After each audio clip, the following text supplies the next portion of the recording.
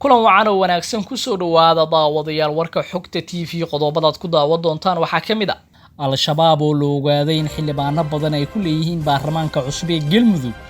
Dowladda Soomaaliya oo Denmark u gacan gelisay gabar hooyadeed baxsad ka ahayd.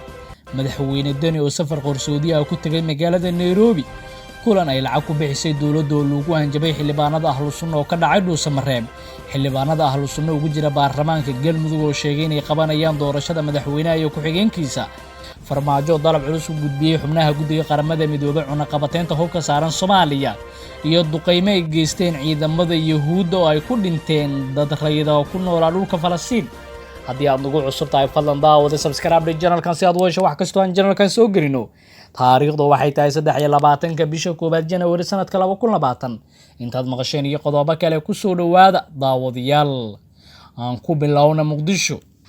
Mas'uuliyiin ka tirsan dowladda Soomaaliya ayaa sheegay in gabadhii maqneed ee Amaal Nuur Cismaan maalin ka hor laga dhoofiyay garoonka diyaaradaha ee magaalada Muqdisho waxaana loo qaaday dalka ay dhalashada ka haysatay Denmark kadib markii dalkaasi ay hooyadeed ka soo waday si dhaqan celin ahna ay u keentay Muqdisho.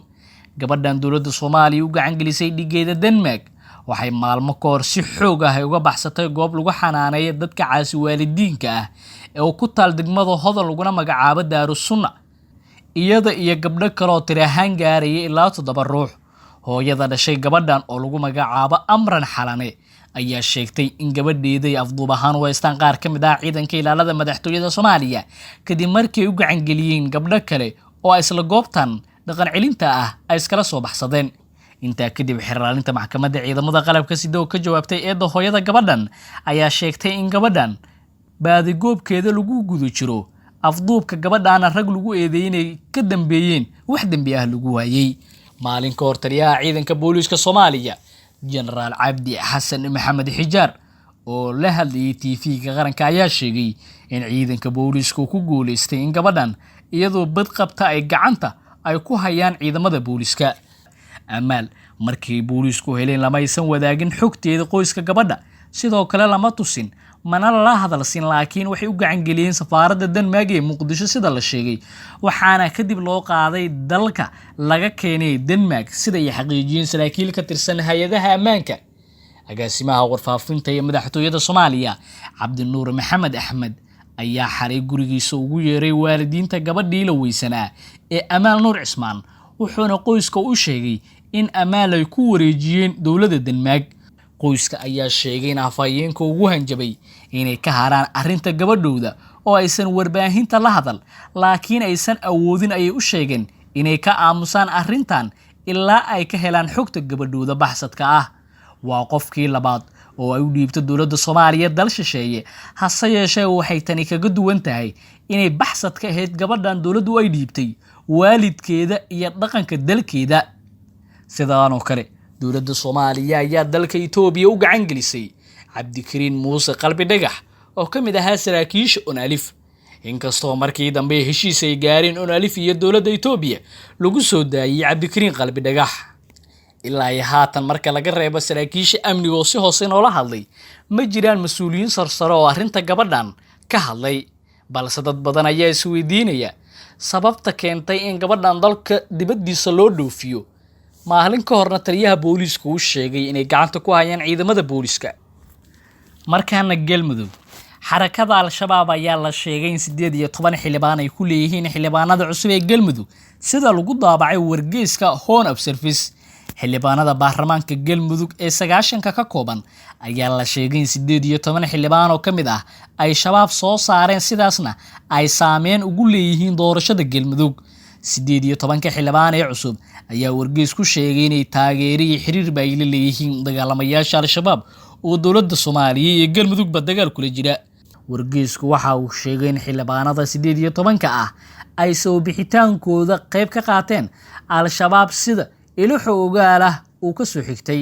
oday dhaqameedyada ka soo jeeda qabiilada soo xushay baarlamaanka Galmudug ayaa sheegay in oday dhaqameedku soo xulay xubinta al-shabaab ee kuraasta qabiilka ayna iska indhatireen tartamayaashii kale. qofna ma diidi kara tilmaamaha al-shabaab meel walba way joogaan haddii aad adeeci weydana subaxa xiga waa lagu tooganayaa sida uu oday dhaqameed magaciisa la qariyay u sheegay warbaahinta warkan daabacday.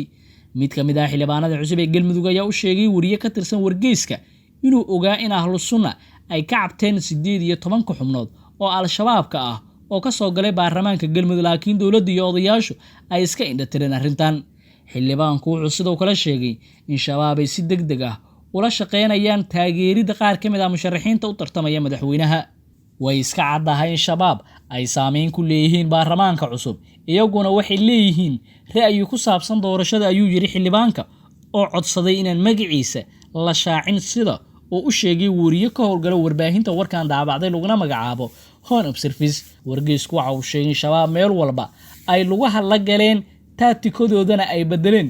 sidoo kale wargeysku waxa uu shaaciyay in shabaab ay xaliyeen muran ka dhex jiray rugta ganacsiga gobolka Banaadir kadib markii ay gudoomiye ka madax banaan dhinacyada isku haystay ay u soo magacaabeen.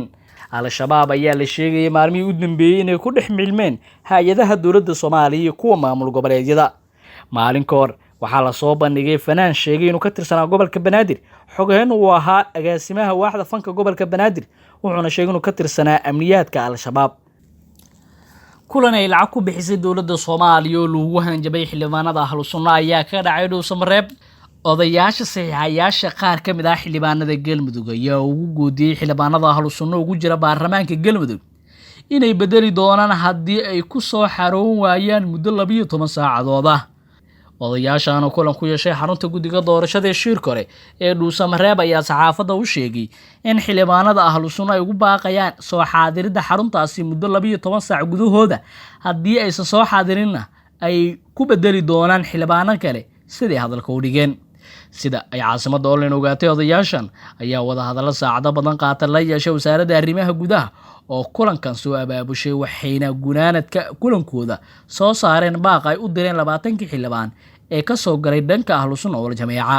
wasaaradda arrimaha gudaha ayaa lacaga aan rasmi loo ogeyn tiradooda u qaybisay odayaashan, wuxuuna qorshaha mar ku dhawaaday inuu fashilmo markay odayaasha sheegeen inay yar tahay lacagta ay wasaaradda bixin rabto, taasoo keentay in ugu dambeyn la isku fahmo tirada lacagta.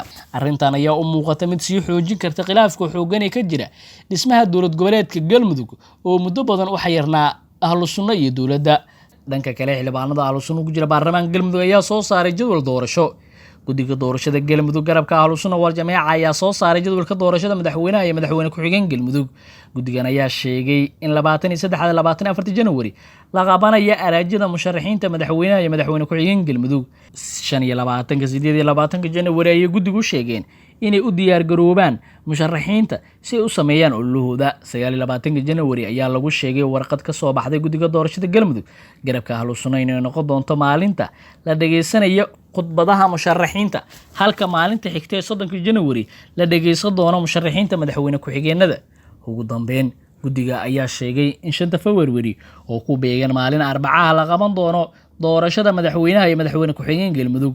arrintan ayaa ku soo aadaysa xilli shalay guddiga doorashada Galmudug garabka dowladda Soomaaliya ay soo saareen shuruudaha iyo jadwalka doorashada Galmudug kadib markii la isku khilaafay cidda gudoomiye u noqonaysa guddigaasi. xiisada u dhaxaysa ahlu sunna iyo dowladda ayaa marka ka dambeysa waxay noqonaysaa mid cirka isku shareeraysa, waxaana imaanaysaa khilaaf ku dhexeeya ahlu sunna iyo dowladda iyadoo madaxweynaha Galmudug Axmed Ducaale Geelle Xaaf uu isna gaalkacyo ka wado doorasho saddexaad. daawadayaal waa naga intaa warkaad kala socoteen xogta TV.